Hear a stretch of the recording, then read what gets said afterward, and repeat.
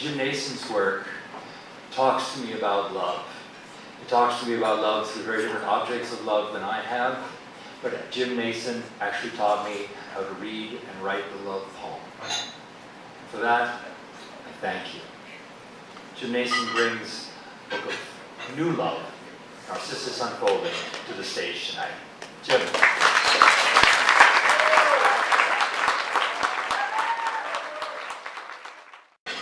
Black ice.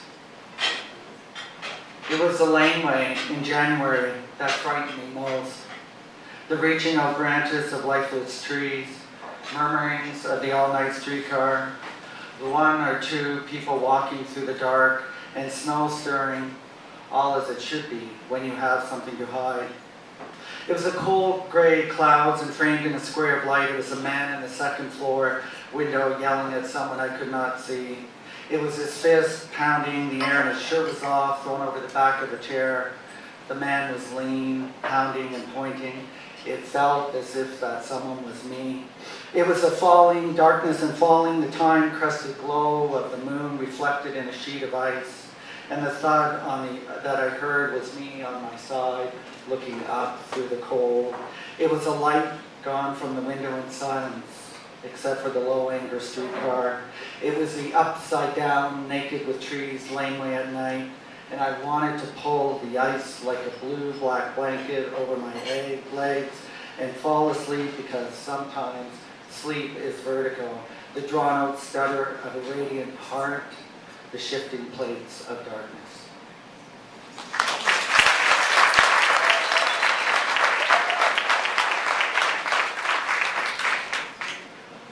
Now to the water, Atlantic turtles.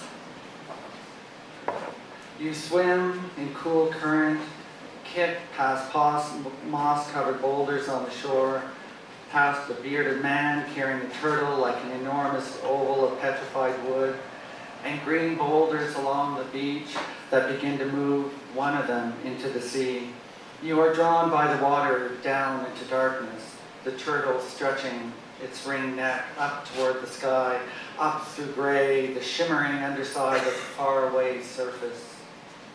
Agile in the deep, it glides against you, tapping a soft, languorous love. Your chest aches, and your ears, hours pass before you wake.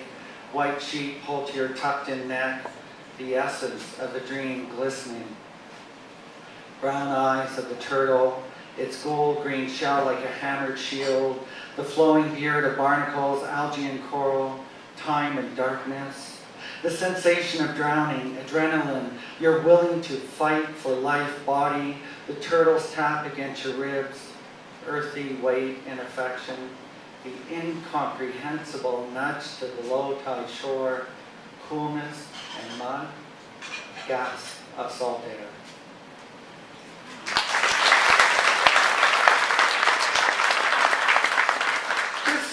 Poem is based, the next one, Nest, is based on a very tragic story that actually did take place in Toronto. A young girl was murdered by her parents, and her body was put in green garbage bags and hid. And her parents attempted to hide her around the city.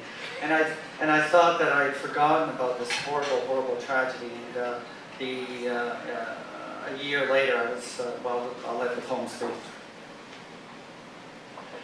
Sunrise walk over the hill, grass wet with morning, August pavement steaming sun. Mud like black tea, thick murmur of traffic beyond the trees. You want to stall the day, pause the rush of the streetcar, you sit on a worn bench, hover in gray humidity. At your feet, a nest of needles and twigs, a split apart fan like a sparrow's wing. You imagine placing it in your briefcase among folders and files you never got to, a bruised pear against Tupperware salad that you'll likely to trade in for a slice of pizza at lunch. Pen and newspaper and today's dreadful headline, the child dismembered and scattered across the city. You lean forward, pick it up, hold it in the palm of your hand, warmed by sun, not bark, no fallen limb of tree, soft brown feathers, pinched blue skin, and the tiny smooth boned shoulder. And the nest, the earthen twig shallow, carved by grief, the bell-shaped void where the rest of the bird went missing.